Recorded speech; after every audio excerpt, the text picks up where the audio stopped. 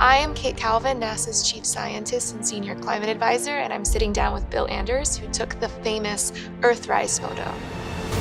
Oh my God, look at that picture over there. There's the Earth coming up. Wow, is that pretty? So most of us only get to see what's right in front of us, the sidewalk, the building, the trees. But when you were in space, you had this opportunity to see the planet as a whole, this beautiful blue planet. What was that like? Well, before we got to the moon, I was able to look back at the Earth, and it was about the size of my fist at arm's length. And you really couldn't see any details. It was kind of, you couldn't see the continents even, and even the people from orbit. You don't see many man-made features, if any, from space. But I thought that it was really kind of it was at Christmas time, and it was like a fragile Christmas tree ornament. And I thought to myself, it's too bad we don't treat it more like a Christmas tree ornament. And then when I was lucky enough to take the iconic Earthrise picture, which basically kicked off the Earth Day and that kind of thing. It's really too bad, we're shooting missiles and rockets and whatnot at each other on this tiny little place we call home. It's the only home in the universe for us humans. And, it's too bad we don't treat it a little better. We're approaching the 53rd Earth Day, and as you said, Earthrise has had a tremendous impact on people and the environmental movement. What do you think the biggest impacts were, both then and now, of the Earthrise photo? Well, people realized that the planet was fragile, delicate.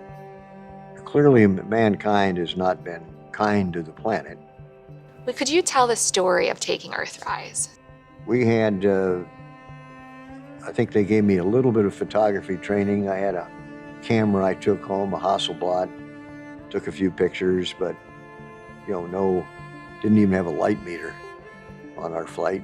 And so we were in lunar orbit, upside down and going backwards. So for the first several revolutions, and we didn't see the Earth, and didn't really think about that.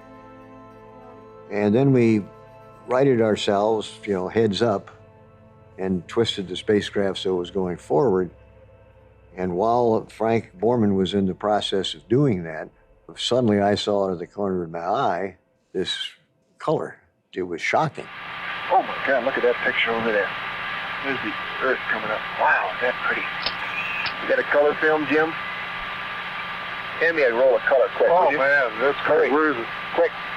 So I managed to get Lovell to get me a color magazine, put the long lens on and started snapping away. You got it? Yep. Just take several. Take several of them. Here, give it to me. Wait a minute, let's get the right setting here now. Just calm down, Lovell. Oh, I got it right. Oh, that's a beautiful shot. Okay.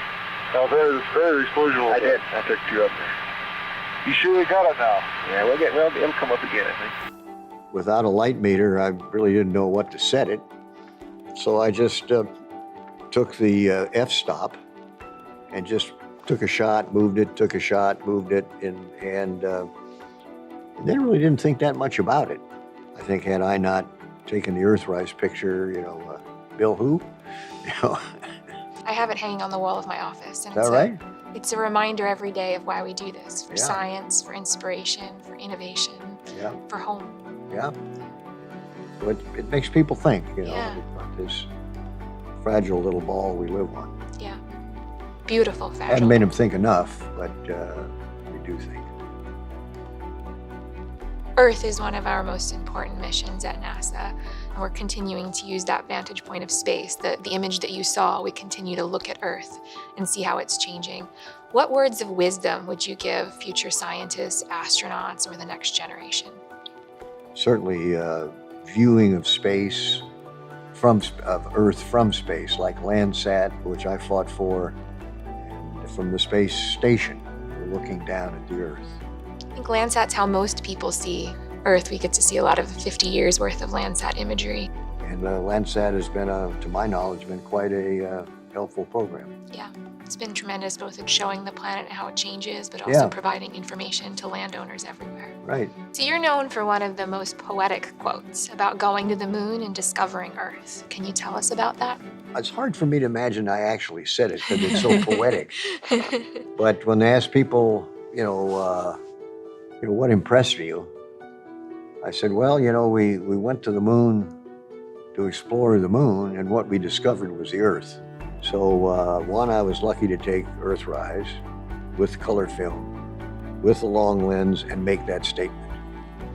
And that's about my real environmental claim to fame. It's a pretty big claim to fame. Yeah, But I do think often we have to leave home to appreciate it. yeah. And you had that opportunity.